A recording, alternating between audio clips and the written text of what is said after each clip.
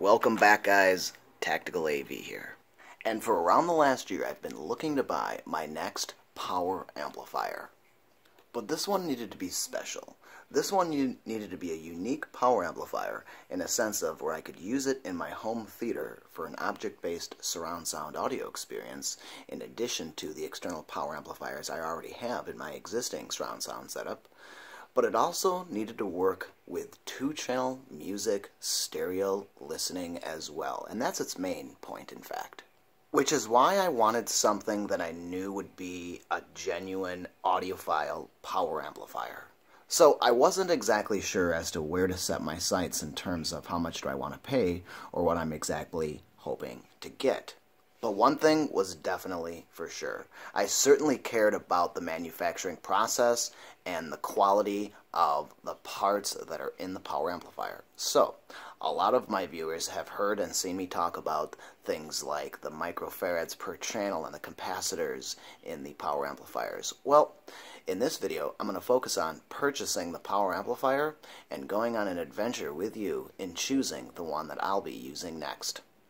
Over the last year, I've been scouring the market for home audio power amplifiers, be it a stereo power amp, a monoblock power amp, or a multi-channel power amp. I've been looking at individual retailers, websites, and companies and seeing what's hot on the market right now and what certain products have been going for. Those of you that have watched my videos have definitely heard me talk about EMOTIVA before.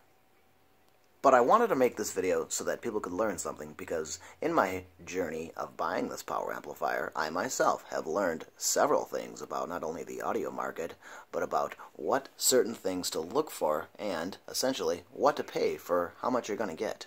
And I'm going to start with the fact that I knew I was looking for something powerful. I was definitely looking for a power amp that had a lot of wattage, 200, 300, as much power as I can get was definitely a benefit. Okay, we understood that.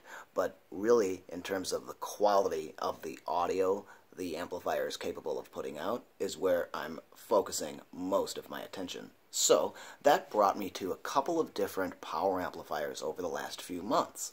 And in looking at those power amps, determining, viewing over the prices and whatnot, I came across one that had been in the back of my mind and I'd kind of forgotten about, that I think I need to take a look at and step back and really think about what I might be purchasing here. But before we go there, I really want to cover the basics with you guys first. First off, I knew I was looking for something solid state. I wasn't looking for an amplifier that used tubes in any way. So I'm definitely looking for something that's using transistors and resistors and that it's solid state.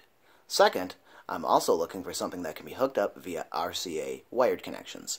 I'm not necessarily looking for an XLR balanced one. However, choosing or finding one definitely would be a benefit, as when I build a dedicated home theater, I will be using all XLR balanced equipment. So that was something to keep in mind. However, I came across one of the great power amps that I've always been well aware of, and that's the Parasound JC5. And this amplifier probably would have been my first choice. However, when you look at the price of this JC5, you might take a step back and rethink exactly what you're buying here. Okay, so I knew I couldn't set my sights too high here. I'm not spending $1 million, and I don't have more than, say, $1,000 to spend on any one piece of equipment right now. And, well, believe it or not, that pretty limits you down to a few, or a numbered group, should I say, of quality power amps in that price point. But I had been looking at a company called Moon by Sim Audio for the last few years. In fact, not too far from my house, there's a hi-fi audio shop that sells and debuts Moon products. So I've been well aware and rehearsed with what some of the Moon products sound like. And having owned PSP Canada-made speakers in the past, it was something I had really set my sights on or wanted to acquire at some point. That's why I'll be devoting some videos later on to amplifier classes, and what to look for, and how to determine what class and what that's going to mean. But in this case, I really had to step back and rethink the process, or really in a sense of what exactly do I want. I've always known that a Class AB has been more or less the holy grail of an audiophile stereo or monoblock power amplifier, but what about the other classes? In fact, I simply realized that with my list of desires and necessities for the power amplifier, being in a Class A or AB just wasn't going to be possible at my price point. So I scoured the market for sales and went back to my good old favorite brand, EMOTIVA. Now, for those that don't know, I had been considering purchasing the A5175 5-channel power amp for quite some time now. In fact, probably the last year. I've been thinking about it and really trying to determine if this is exactly what I want. And while I still definitely plan on purchasing the A5175 from EMOTIVA, this time I decided to move towards a power amp that would be more suited towards music or 2-channel music listening instead of home theater this time. But that was definitely something that I wanted. In fact, something called a home theater bypass is a feature that I've been looking for quite some time on either an integrated or something like a power amplifier such as this. So a multi-channel power amp is definitely going to help me out with the home theater and the object-based surround sound, but it's not going to have the lowest total harmonic distortion values and the cleanest, most highest quality sound I'm able to get. And well, in that case, I should be looking for a monoblock or a stereo power amplifier. And guys, let me tell you, I've really exhausted the search at looking at all these different brands of power amplifiers and listening to them over the years and going to audio exhibitions and whatnot. So I really stepped back and thought about what was one of the best sounding power amps I've ever heard with music, with more than 200 watts, but that was less than $1,000. So I really knew by this point that I wasn't looking for a Class A or an AB amplifier anymore.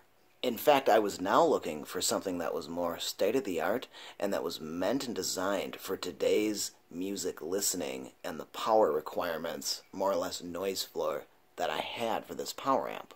But since I was essentially devoting 2 different rooms in my house to audio itself, I decided to take things up a notch.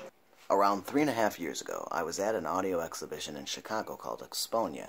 I was with my wife, and I had heard a Red Dragon Audio amplifier for the first time in my life, and I was amazed. I had been a fan of the company for a long time now, and I had been looking for something for quite some time from the company to come out on sale. And it wasn't until Labor Day that I decided to get back on the Red Dragon Audio website and check out what they had for sale. Little did I know, they had 2 different power amplifiers that I myself had heard in the past and had raved about the quality and power they were capable of delivering. So my viewers may have heard me talk about this before, but this is the S500 power amplifier from Red Dragon Audio. Now, I've had a chance to hear and see this guy in person, and this was something that I'd really set my sights on, or goals, and hoped to obtain at some point. Now, a lot of different companies have already done reviews on this exact power amplifier and other power amps and products from Red Dragon Audio. In fact, some of the biggest names in the industry have given these power amps some of the best reviews you can possibly get. And while the price point at the time wasn't something that I was necessarily capable of, now with the sale, I've had to rethink things a bit. And when you take a look at the power specifications and some of the things that they use to build their amplifiers, I was blown away at what I was able to get with the money that I was able to spend. In fact, I'll actually be devoting an entire video to exactly why I decided to choose to buy a power amplifier from Red Dragon Audio. In fact, and why I decided to turn down other power amps, but like with any other hobby, nothing is definitive or certain, and you can always choose to change your equipment in the future. Let's start with what is it? Okay, it's a stereo power amplifier for one, so it'll operate 2 speakers. But more than that, what it is it's capable of being operated in a bridged mono mode. So what that does is change a lot of things, including the power. But more importantly, it also changes the noise. So I'm looking for the highest quality power amplifier I can possibly get to be able to play music through with the lowest possible noise floor and the best possible total harmonic distortion for the price I'm capable of paying. When you compare power and price, there's not a lot of power amps that are going to compete at this price point right now. So in fact, something I was thinking about was buying a monoblock, and I found a stereo power amp which can be ran in mono mode. In fact, the thought dawned on me, what if I got 2 of the S500 power amps? That would either mean I'd be running 2 different speakers at 1,000 watts at 8 ohms root mean squared, or 4 different speakers possible at 250 watts at 8 ohms. In fact, I had already been well aware of a review posted at hometheaterreview.com of those exact power amplifiers. In fact, the exact editor, Bob Barrett, who reviewed these amplifiers, used them in a dual mono, or what Red Dragon Audio likes to call BTL bridged mono. Alright, so I'm actually planning on buying 2 of the S500 stereo power amps from Red Dragon Audio. Only question now is, what color? This is really exciting. I really do think that 2 of these power amps are going to sound better than anything else I could pick up at this price point, at least in this class of power amplifiers right now. In fact, it's the price right now, that being half off. Now, you've got to know that these power amps are originally $2,000. I think, honestly, buying 2 of them is better than choosing some of the higher-end, more extremely or higher-priced power amps that are similar to this, at least. Being that there are already some extremely good reviews with these power amps already, guys, I'm already seeing that there are some things that are familiar to my eyes so far, and I can't wait and I'm super excited to share and join you in this adventure, guys, of setting this stuff up. Well, that's going to wrap things up today, guys. Thank you very much for joining me, and I will let you guys know and give you an update on how long it takes. When these arrive, we'll unbox them, we'll take a look at them, we'll compare them, we'll move them in the theater, we'll go in the stereo 2-channel room, and eventually we'll move them down in the stereo dedicated home theater listening room someday. So that's going to wrap it up, guys. Thank you for watching. If you haven't already subscribed, please make sure to do so. Hit that thumbs up button if you like this video. Don't forget to subscribe, guys. Take care, and I'll be back very soon. Make sure to check back soon, guys. We've got some more toys.